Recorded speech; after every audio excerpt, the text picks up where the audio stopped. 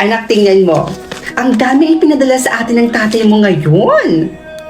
Nay, matanong ko lang, ano po ba talagang trabaho ni tatay sa ibang bansa? Bakit ang dami niya palaging pinapadalang pera? Anak naman, syempre marangal. Ano bang iniisip mo na nang-hold up yung tatay mo dun sa abroad? O siya anak, magbihis ka na doon at magsha-shopping tayo ngayon.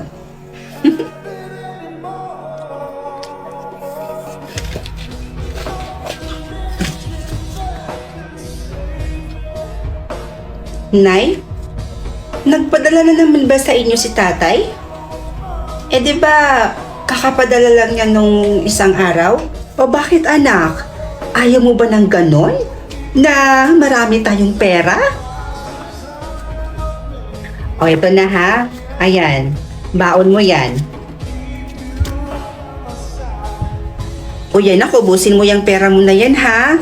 Kung gusto mo, mag-shopping ka ngayon din. Oo, para mas mabilis maubos yung pera mo. Tapos kapag naubos na, humingi ka sa akin ulit ha. Ano kaya kayo ng mga kaibigan mo? Puntahan nyo kung ano yung gusto nyong puntahan, mag-travel kayo, ganun-ganon. Gumastos ka lang anak, humingi ka lang sa akin kapag naubos na yung pera mo. Huwag na po, Nay. Itatabi ko na lang ito. Sayang din pangdagdag ng ipon ko. Bala ko kasi sanang bumili ng sasakyan.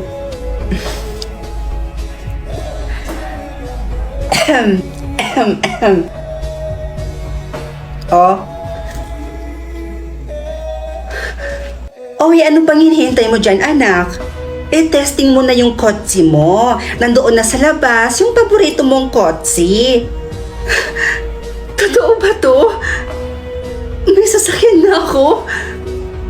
Tay, bakit ganyan po yung tono ng boses nyo? May sakit po ba kayo? Baka inaabuso nyo na po yung katawan nyo kakatrabaho. Ang laki pa naman ng perang pinapadala nyo dito sa amin sa Pilipinas. Tay, may itatanong lang po sana ako sa inyo. Ayaw po kasi sabihin sa akin ni nanay eh. Tay, ano po ba talagang trabaho nyo dyan sa abroad?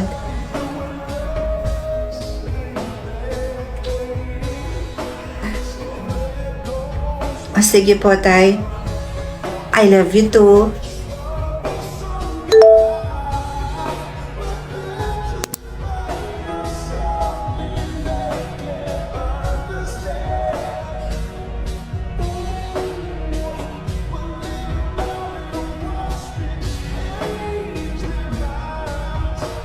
Ano pa naman yan, Berto? Magpagaling ka na niyan. Paano naman tayo niyan kapag umuwi ka? Diyan ka na lang? Ano ka ba naman? Magpagaling ka dyan, tapos magtrabaho ka na ulit. Tapos yung pipiliin mo makatrabaho mo, yung walang sakit. Nay, ay, anak, si tatay ba to? Si tatay ba yan? Sabihin niyo sa akin ng totoo, Nay. Ano po ba talagang trabaho ni tatay sa abroad? Bakit ang bilis natin yumaman?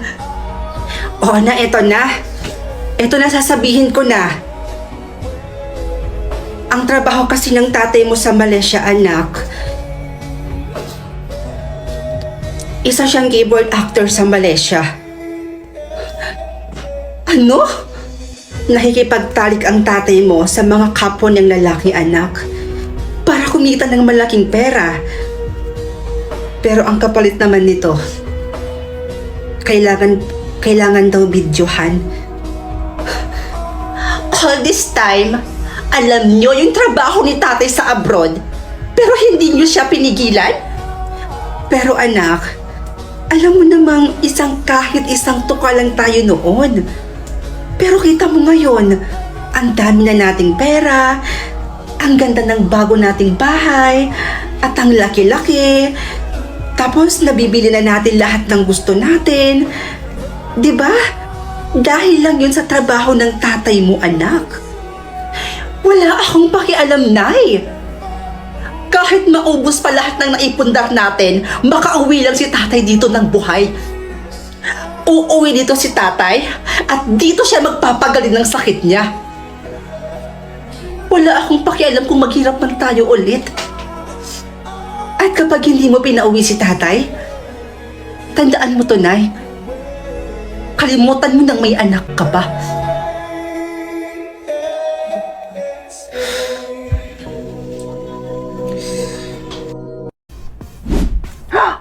Wow! Choose one na naman ulit. Choose one. 1 million? Or plastic? Ano naman tong plastic na to? Siyempre, dito tayo sa 1 million. Ma! Ay, na ka ng tipaklong. Nagiging mayaman na tayo! Sigurado na ako dito sa 1 million. Aanin ko naman itong plastic na to. Eh, wala naman yan kapaki-pakinabang. Hindi naman ako magkakapera dyan. Kaya dito tayo sa 1 million. Ha? Hindi, isa pa.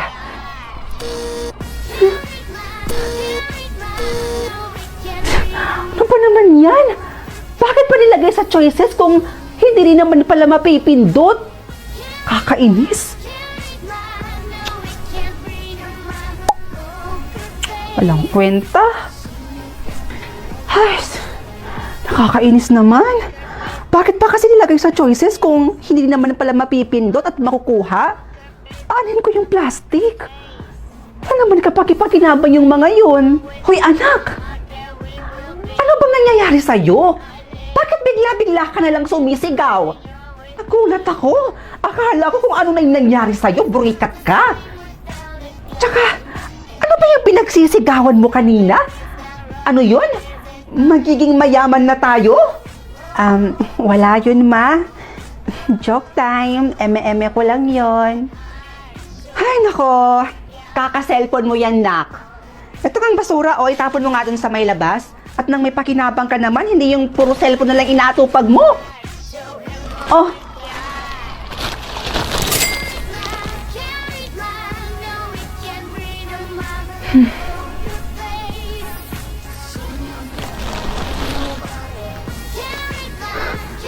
Totoo ba yun? Nahawakan ko lang tong plastic na to. Nagka 10,000 pesos na ako? Ang galing ah! Sana makakita pa ako ng mga plastic dito. Gusto ko pa kasi masubukan kung totoo nga ba talaga na kapag kung mahawak ako ng plastic, ay nagkakaroon ako ng 10,000. Ayun!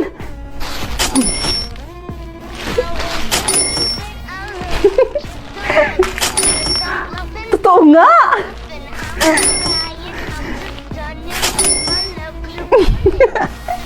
Easy money!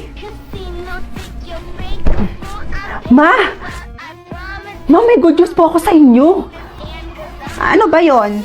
Sa tuwing nakakahawak po ako ng plastic, nagkakaroon po ako ng 10,000 pesos. Ma, ang dami ko na pong ipon ngayon! Wow, ang galing naman yan, nak! Bakit hindi ka na lang kaya maging basurera, nak? Mukha ka naman kasing basura eh.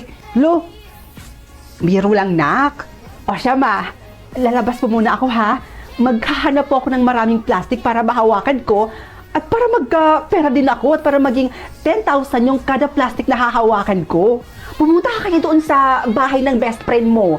Ay naku, nak, panigurado. Maraming mga basurang nakatambak doon sa may tapat ng bahay nila. Tama po. Doon sa labas ng bahay nila, maraming nakatambak na basura doon. At maraming mga plastic po doon sa labas ng bahay nila. Oh, ano pa hinihintay mo, nak? Pumunta ka na doon para paldong-paldo tayo. O siya, sige po, ma. Alis na po ako, ha? Bye!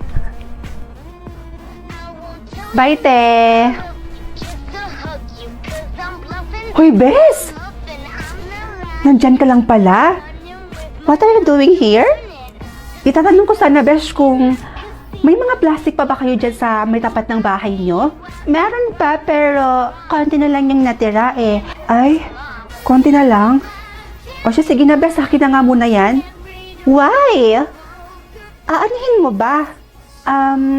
Wala lang naman. Akin na, ako na lang muna magtatapon dun sa labas. Oh, much better. Okay. Wait mo ako dito, ha? Kukunin ko lang. Oh, Bes. Eto na yung lahat. Sorry ha, konti na lang kasi yung natira eh. Kasi si Dad, alam mo naman yun, ipinatapon na yung mga basura sa may tapat ng bahay namin. Kaya eto na lang yung natira. O, ako rin mo na, Kadiri. Nice! Thank you, Bes! Appear! Isa pa.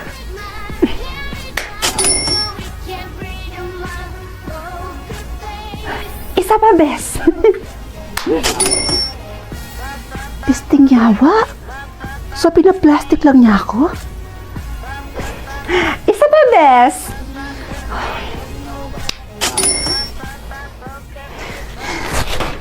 Yawa! Ow!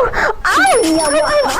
My hair! Oh my gosh! Stop it! Oh my gosh! Mapapakilabagan ka rin pala! Busy nga ako sa pamimigay ng kaunting tulong. May maliit na bahay at isang matandang lalaki akong nakita na nakatingin sa malayo. Lumapit ako at nagpaalam ako kung pwede ba akong mag-video habang kasama siya. At pumayag naman siyang magpa-video at pinapasok pa nga niya ako sa bahay niya. Nakapagkwentuhan pa nga kami ni tatay ng saglit, pero nimute ko na lang yung napag-usapan naming iba dahil may mga bagay po na hindi nyo na po dapat malaman. So, mga Mima, solo lang daw siya dito. Wala siyang kasama.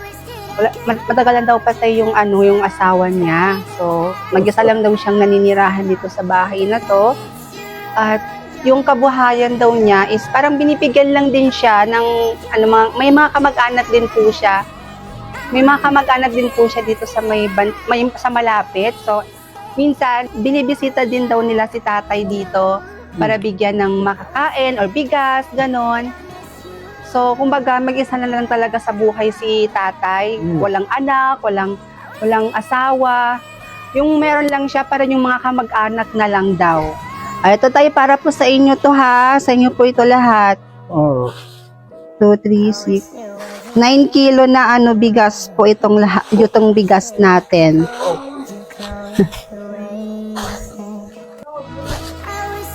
Sa inyo po yan lahat, tay.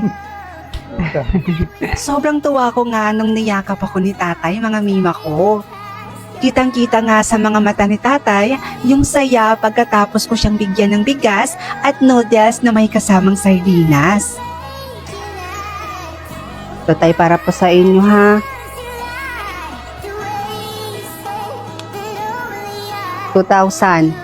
oh. Naiiyak na nga si tatay sa mga oras na ito sa sobrang saya, mga Mima ko. Sobrang na-appreciate niya yung perang binigay ko sa kanya, mga Mima. Nang makita kong naiiyak na si tatay sa tuwa, mga Mima ko, naiiyak na rin ako. Ang sarap talagang makatulong, lalo na kapag bukal sa loob mo yung pagtulong mo sa kapwa. Pagtapos ko bigyan si tatay ng pera, niyaya ko siyang kumain sa labas, mga Mima ko. At tinanong ko siya kung nakakain na ba siya doon sa Jollibee. At ang sagot niya, mga Mima ko, ay hindi pa daw. Never pa daw siya nakapasok ng Jollibee at hindi pa daw niya natitikman yung mga pagkain doon. Kaya pagkasabi niya nun sa aking, mga Mima ko, naintig lalo yung puso ko at agad-agad ko siyang dinala sa may pinakamalapit ng Jollibeehan. Pagdating namin, umorder na nga ako agad at di nagtagal, dumating din yung order namin. At habang kumakain nga kami, mga Mima ko, nakikipagkwentuhan din ako sa kanya. Ang sarap din talagang kakwentuhan ni tatay, mga Mima ko. Pagkatapos nga namin kumain, ay inihatid ko na rin siya sa bahay niya kaagad, mga Mima ko. At pinagpatuloy ko naman yung pamimigay ko ng kaunting tulong.